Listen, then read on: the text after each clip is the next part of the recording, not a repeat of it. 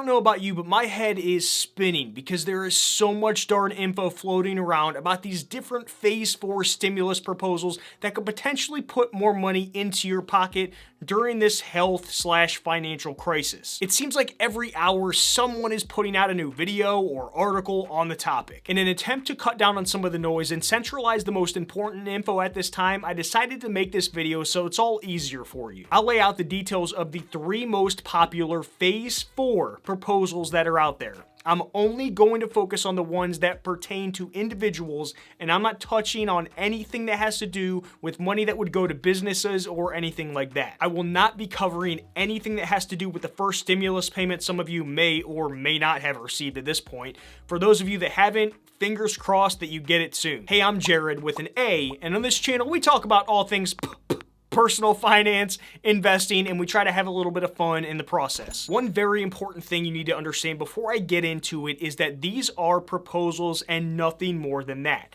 I'm giving you this information to make you aware of what is being looked at when it comes to potential bills that might be passed. If you like one over the other or hate any of them, then contact your congressperson to let them know how you feel about it. Because these are just proposals, there is nothing set in stone, which means that the numbers and figures can all be changed and updated as time goes on. There's always even a possibility that they could all be voted down and no one would see any of this money. For that reason, I would highly suggest erring on the side of caution and taking everything I say with a grain of salt. The worst thing you can do right now is adjust your finances and spending in anticipation of potentially receiving money from these phase 4 stimulus proposals that I'm about to talk about. Some of you are going to hate these proposals, some of you will love them, and some of you might have other thoughts that you want to share. I encourage you to leave a comment down below with what you were thinking to get some constructive conversation going. Always remember that there's real people on the other side of those comments that you leave, so if you can please try not to be too mean. I'll have the 3 bills linked up in the description of this video for further reading if you're interested, so you know that I'm not just making this stuff up. If you get some value from this video, then I and my dog Molly would greatly appreciate it if you Hulk smashed that thumbs up button. Thank you so much in advance. The first proposed bill is the Emergency Money for the People Act, which I'm calling EMPA for short because it's just too much to say. The monthly payments you'd receive from this proposal are for anyone age 16 and older as of January 1st, 2020. EMPA would pay $2,000 per month to single tax filers with an adjusted gross income of $130,000 or less per year. Now, if you make more than this, then you could still be eligible for a monthly payment, which I'll talk about in just a minute. People who are married filing jointly making $260,000 or less per year would receive $4,000 per month. Same thing with this one. If your income is above this, then I'll cover how you could still be eligible for this money. If you have children under the age of 16, then you would receive $500 per monster per month up to 3 monsters. So that's a max payment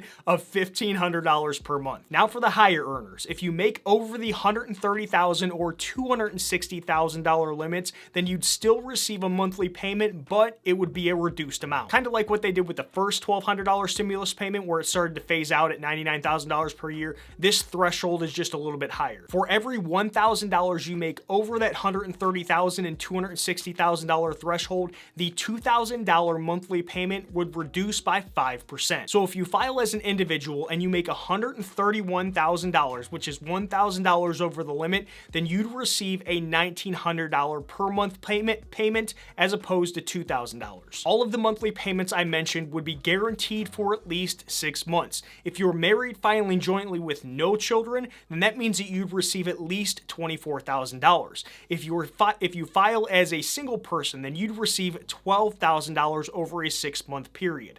Not to be confused with the $1,200 from the first stimulus payment.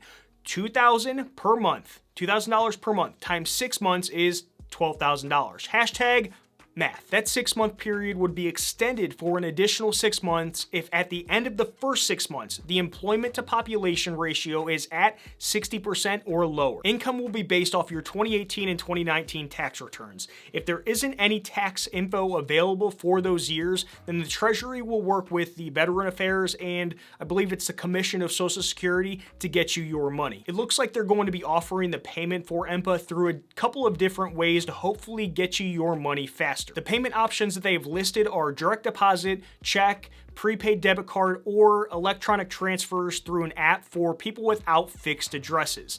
I'm assuming that the apps that they'll use are ones like Cash App and Venmo. Before you start typing mean stuff in the comments, I know the thought of paying a 16-year-old $2,000 per month makes some people very angry. I get it, but there are some 16-year-olds out there who are working and making money.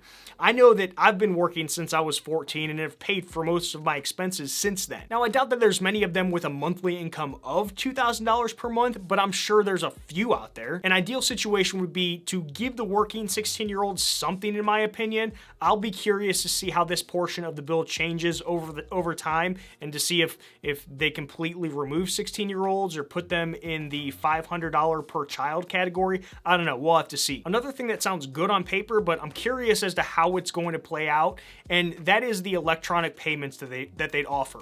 Finding anyone on these platforms and making sure that you don't double pay people through one of these apps and one of the other forms as well, like check or direct deposit, sounds like an absolute logistical nightmare. I have mixed feelings about EMPA. At least $2,000 per month sounds like quite a bit of money if you account for people getting paid unemployment as well. Now, I know there's some people who are technically still having trouble getting unemployment, but on the other hand, I know some people who use that first $1,200 stimulus check to buy random things.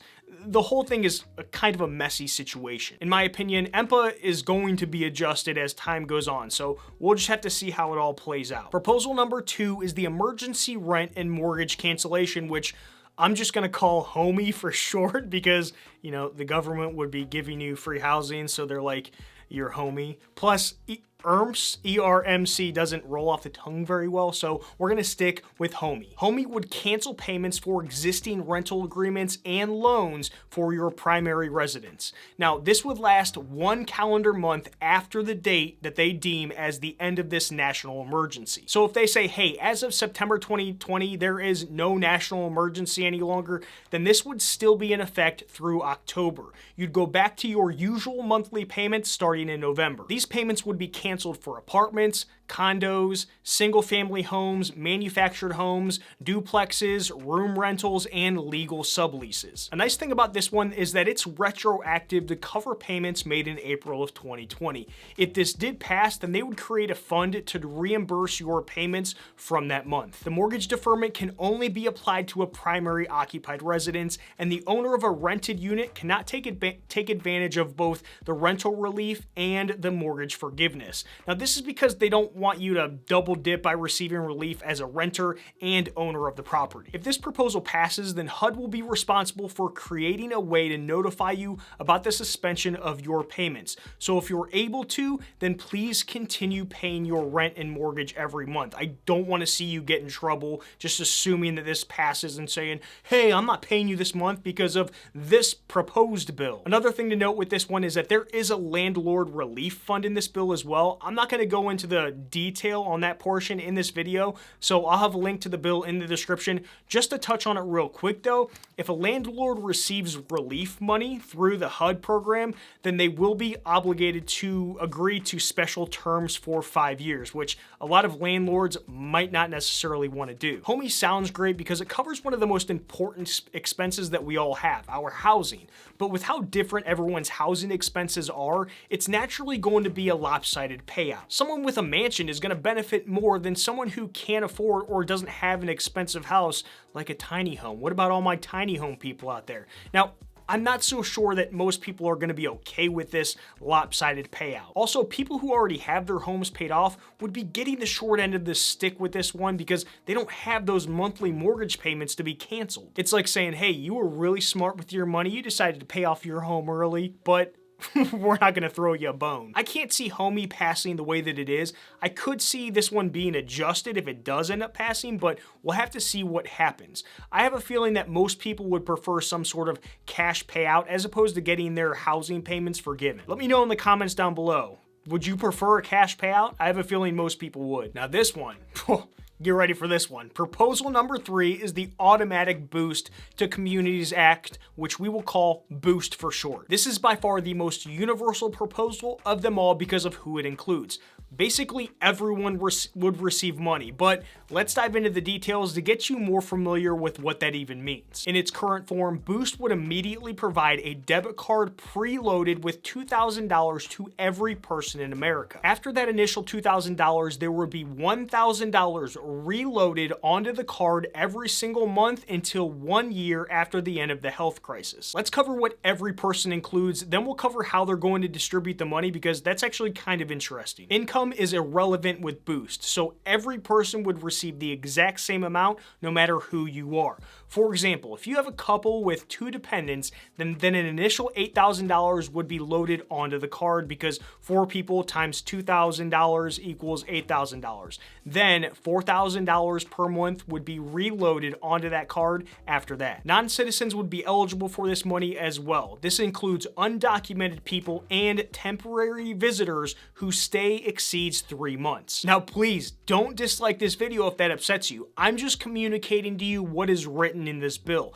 I know that a lot of you are going to have an opinion about that part, so just keep that in mind. You don't have to have a bank account, social security number, or permanent address to receive the Boost money. Boost would also send the same amount of money to people living in unincorporated territories and Americans living abroad. The U.S. Treasury will have to take into account all available data from federal, state, and local government agencies to come up with a full list of people to send these debit cards to. As I said before, the money will be preloaded and reloaded onto a debit card.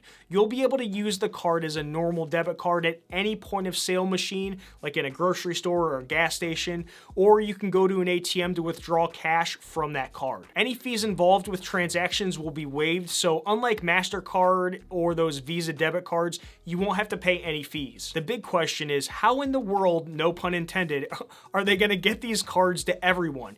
Now, these cards will be distributed in 3 different ways. The first is through direct mail. If you have an active address on file with any government agencies, then they'd send it to you that way. The second way is in-person pickup. If you don't have a permanent address or cannot receive the card through mail, then you'll be able to pick up your debit card directly from an FDIC-insured bank or credit union. They're also thinking about possibly setting up temporary card distribution stations at places like local post offices or U.S. embassies overseas. The third way would be what they're calling at-risk outreach. Now, dedicated emergency responders would deliver these debit cards to the elderly, to homeless, to the physically disabled, or people living in remote areas. That's probably going to take a while. This one would be the most expensive since it technically covers everyone and lasts for 12 months. It's the most cut and dry, simple solution, but I'm not so sure that it's the best way to handle this. With the time frames, including everyone and the amounts that will be paid, I don't think there's any way that it passes the way that it is. I mean, based on the initial proposal, they'd be sending Jeff Bezos this payment, which just sounds weird. I think they're off to a good start with this one, but it's definitely going to be adjusted. This is the only proposal out of the 3 that laid out how it would be funding. They're saying that no additional U.S. debt would be issued to pay for this program, which kind of makes you scratch your head a little bit. What they're basically doing is finding loopholes in the system to come up with this money. No, we wouldn't be taking on additional debt, but we're still going to end up paying for it through inflation or higher taxes at some point. None of this money is free. I highly encourage you to go read the convoluted way that they plan on paying for this because it is absolutely hilarious and you're going to end up thinking, what the heck? $1 trillion coins? Are you serious? No matter how you slice it, none of these 3 proposed bills are going to be free money. Us as U.S. citizens are going to pay for it in one way or another. Always keep that in mind with any of this stimulus money. Now, I'm not saying that we shouldn't give people financial help right now, but always keep in mind that the future us and our future generations are going to pay for this somehow. If you think this video would be helpful to someone else, then please make sure to share it with them. And of course, Hulk smash that thumbs up button. Watch these videos to your left next. The top one will walk you through how to stop living paycheck to paycheck. The bottom one will show you my roadmap for how to invest your money. I'll have other resources and playlists in the description to help you out with all of your personal finance and investing needs. I'll see you in the next one, friends. Adios.